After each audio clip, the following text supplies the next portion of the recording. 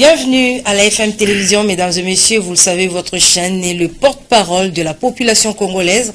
Nous allons aborder dans cette tranche spéciale de l'exclusivité FM Télévision, nous allons parler du document qui a sillonné les réseaux sociaux hier la nuit, le document qui faisait état de l'interdiction formelle faite par le CESAC sur le coup d'État intervenu au Gabon. Et sur ce, nous recevons le rapporteur adjoint du CESAC. Bonsoir, monsieur Serge Mbouy. Bonsoir, Serge Ndjibou. Monsieur Serge Ndjibou, excusez-moi, vous êtes rapporteur adjoint du CESAC.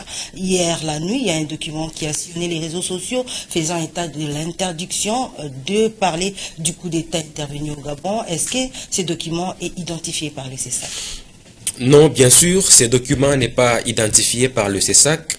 Et donc, ce document est à classer dans la catégorie de ce qu'on appelle fumisterie indigeste. Une blague de mauvais goût que les gens ont lancée juste pour amuser peut-être la galerie ou alors pour juste discréditer une institution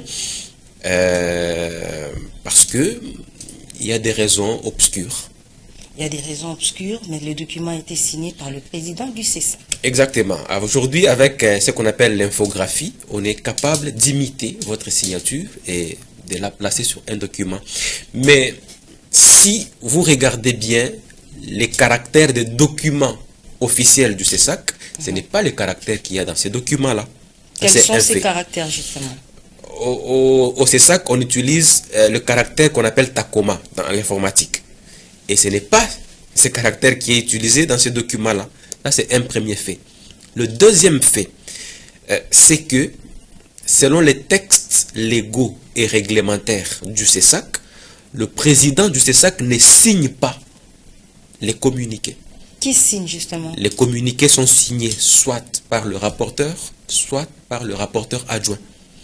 Voilà. Et donc sur ce document-là, c'est le président qui a signé un communiqué. Donc c'est faux. Et troisième fait, c'est que si vous prenez le document-là qui circule ou qui a circulé, c'est sur l'entête du rapporteur. L'entête, c'est rapporteur, oui, ouais, mais la signature du président. C'est une grande incohérence. Comment le président peut-il signer sur un document qui porte l'entête du rapporteur? Donc, le tricheur, là, n'est pas intelligent. Donc, pour tricher, il faut être intelligent. Et quelle est la réaction du CESAC présentement? Nous avons démenti, nous avons dit que c'était un document qui ne valait, qui ne méritait aucune attention ni aucune considération.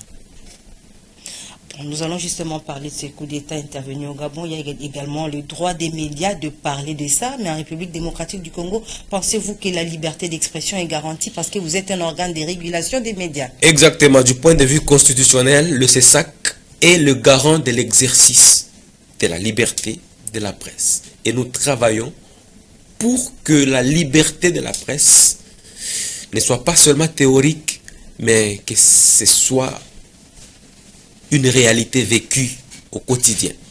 Et donc, les médias ont la liberté de parler de tout ce qui arrive dans le respect des règles qui régissent la profession. Tout à fait, le travail sera régulé par les CESAC s'il y a dérapage. Un mot par rapport à toutes ces spéculations qui ont gagné du terrain dans les milieux des médias.